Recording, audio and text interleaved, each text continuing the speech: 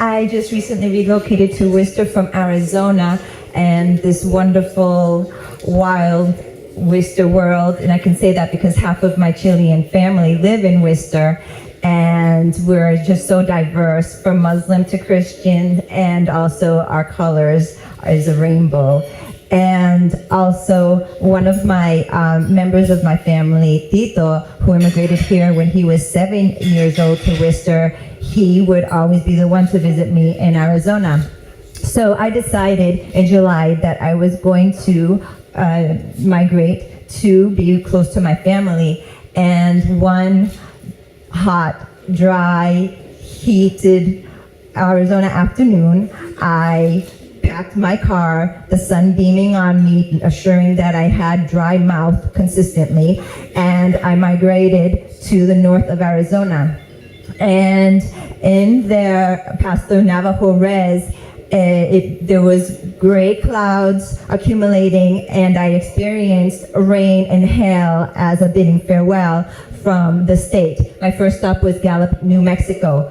The next morning, I woke up and I took that control of that pet-friendly motel television, and I turned it on to see the screen of the Weather Channel. And my cousin Tito always would be the informant of saying that, oh, there's a hurricane, or there's a lot of flooding, or it's gonna snow, how you like the heat wave, and also I'm a half an hour driving in front of a tornado, and I'm like, a tomato, he would call tornadoes tomatoes. So I said, I'm gonna call my cousin Tito, and when I called, I was surprised because my cousin, his brother, my cousin Pablo, answered. He was in the possession of my cousin Tito's phone. In 1 minute, it was determined that I didn't know what was happening in Worcester, and then in 5 minutes, we concluded that the conversation would be continued. I packed the phone, the cell phone, my 2 cats, the 2 snakes, the raven, into my vehicle, Silver Bells, and I exited. And I was parallel to a Southwestern train, with the background being the earth-colored tone of the mountains as the backdrop. And I made it here with the phrases of, when are we there? Did we get there yet? There's a pilot travel center. There's a nice parking lot. I can sleep for 3 hours, nap, and then continue. I arrived in Worcester, Massachusetts, pre-dawn. The stars were illuminating me as I unpacked some of my belongings. The raven flew out. I had the 2 cats and 2 snakes. Within hours, I was at the ICU in a hospital here in Worcester. My cousin Tito had a stroke.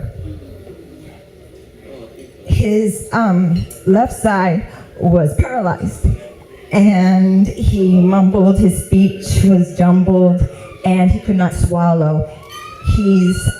His throat was as dry as mine previously had been 4 days before I saw him.